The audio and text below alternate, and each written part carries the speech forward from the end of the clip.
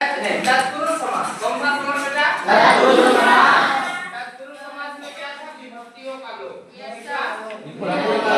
विभक्तियों का लोप। लेकिन इसमें लिखा गया है कि इस समास में पूर्व पद, कौन पद? पूर्व पद। पूर्व पद जो होता है बेटा, पूर्व पद में क्रिया विभक्ति से लेप है। किसमें? क्रिया विभक्ति से लेप है। क्रिया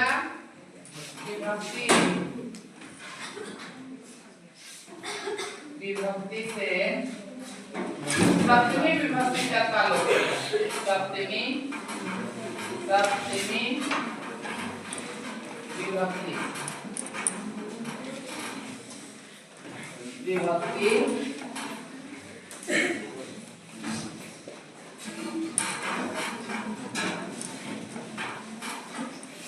विभक्ति तक होता है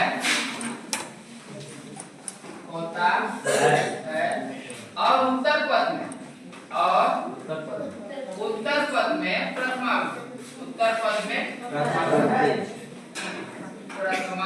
विभक्ति।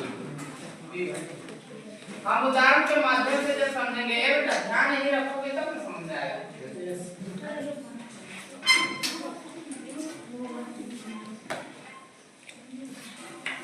प्रथमा विभक्ति उत्तर पद में होता है।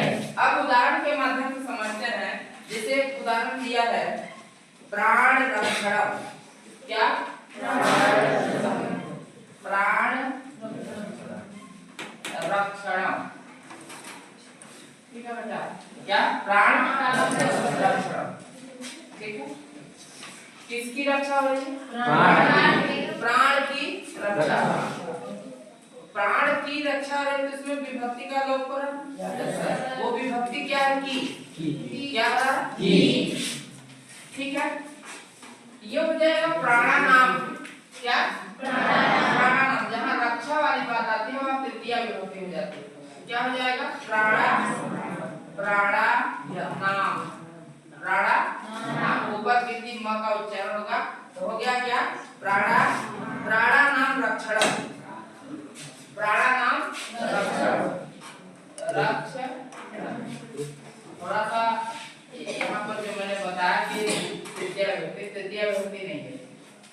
ये कौन सी विभक्ति है? षष्ठी विभक्ति। कौन सी विभक्ति है? षष्ठी विभक्ति। जैसे देखो रामाणाम, बालकानाम, नदीनाम, ये षष्ठी विभक्ति है ना। उसी तरह प्राणानाम भी आपका कौन सा विभक्ति हो जाएगा? षष्ठी विभक्ति हो जाएगा। अगर पूछा जाए कि प्राण रक्षणम कौन सा तत्पुरुष समास है? ये षष्ठी तत्पुरुष समास है। कौन सा तत्पुरुष है? षष्ठी तत्पुरुष। षष्ठी तत्पुरुष कैसे जानेंगे? तो देखिए ये समझ लीजिए कि षष्ठी तत्पुरुष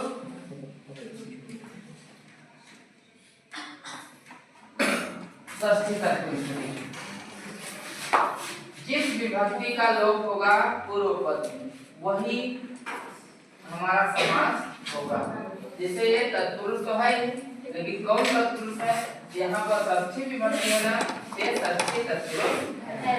अगर यहाँ द्वितीया बना तो द्वितीया। एक उदाहरण और देखा जाए, द्विज श्रेष्ठ। क्या?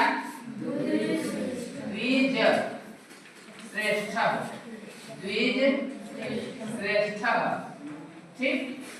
द्विज माने ब्राह्मण। द्विज माने ब्राह्मणों से श्रेष्ठ। अब से का लोप है ना, किसका लोप है? से का। ये हो जाएगा। अब आप मैं यहाँ पर संधि विच्छेद करके लिखता हूँ। संधि विच्छेद करके यानी जो द्विज का है जो सी विभक्ति होगा उसको मैं लिखता हूँ। आप बताइएगा कौन तत्पुरुष वहाँ पर है। तो यहाँ पर इसका है द्विजेषु। ठीक है? ये सु जब लगा है तो कौन सी विभक्ति होगी? बताइए।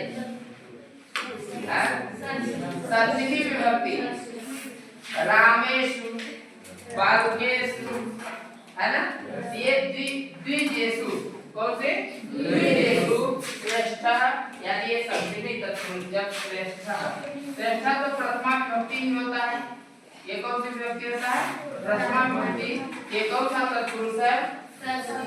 सप्तमी तत्पुरुष है। इसको आप अपने से लिखोगे, लिख लोगे? अगला उदाहरण है रथकारः। क्या है? रथकारः।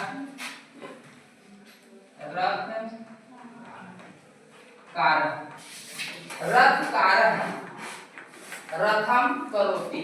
इसका जो समास विग्रह है वो है रथम करोति। अच्छा, तो रथम कौन सी विभक्ति है?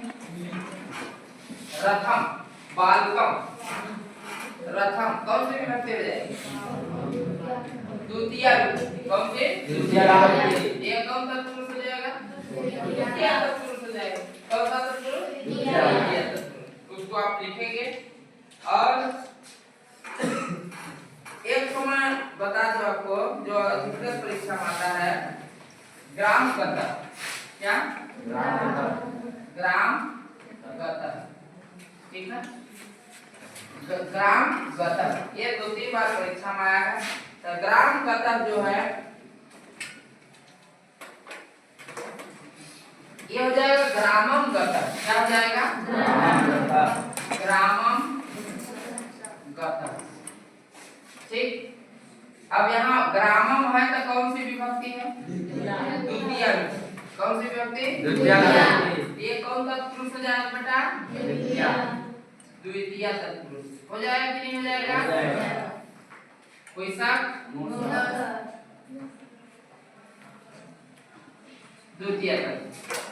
एक को और लिख दिया, बाकी उदाहरण आप अपने से लिख के लाएंगे। ठीक है, राजपुरुष। कई बार एक प्रश्न पूछा जाता है, राजपुरुष। ये इसको देख के आप देख लें, राजपुरुष है तो ये राजपुरुष जो है तत्पुरुष समास है। अब इसका जो समास विग्रह होगा वो क्या होगा? तो समास विग्रह इसका जो दिया है राजपुरुष का, राज्य पुरुष। क्या है बेटा? राज्य पुरुष।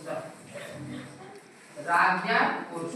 ये देखिए इसमें जितने भी समास विग्रह हुए हैं, तो जो प्रथमा विभक्ति में मतलब अन्य पद जो दूसरा पद जो है वो प्रथमा विभक्ति में है। तो राजपुरुष जो है वो षष्ठी तत्पुरुष है। कौन सा तत्पुरुष है? षष्ठी तत्पुरुष है। ठीक है, याद रखिए षष्ठी तत्पुरुष। एक उदाहरण मैं आपको और बताना चाहूंगा, जो कोई विभक्ति का लोप क्यों नहीं होता लेकिन उसमें अ लिखा होता है। क्या लिखा होता है? मान लीजिए लिखा है असत्य। अब ये आ गया अगर परीक्षा में असत्य, ये कौन सा समास है? असत्य। अब अगर याद रखना चाहे तो बताएंगे कौन मतलब नहीं। रखोगे याद? दावा कर रहे हो? अब बड़ा सरल है। इसका मतलब क्या हो रहा है? अ लिखा है शुरू में लेकिन इसका अर्थ न हो रहा है। असत्य का मतलब क्या है? न सत्य। तो इसका जब समास विग्रह करेंगे तो उसको लिखेंगे न सत्य। क्या लिखेंगे? न सत्य। ये कौन सा समास होगा बेटा? ये नई तत्पुरुष समास होगा। कौन समास होगा? नई तत्पुरुष। ठीक, याद रहेगा? जिसके शुरू में अ हो और उसका अर्थ न हो रहा हो तो समास विग्रह करने में भी सही है। असत्य है ना, तो हमने समास विग्रह क्या किया? न सत्य। क्या किया? न सत्य। और वो जो कौन तत्पुरुष हो गया? नई तत्पुरुष होता है। चाहे असमर्थ हो, असहाय हो, अपूर्वम हो, ठीक है, जितने भी होंगे वो सब कौन सा समास हो जाएंगे? नई तत्पुरुष।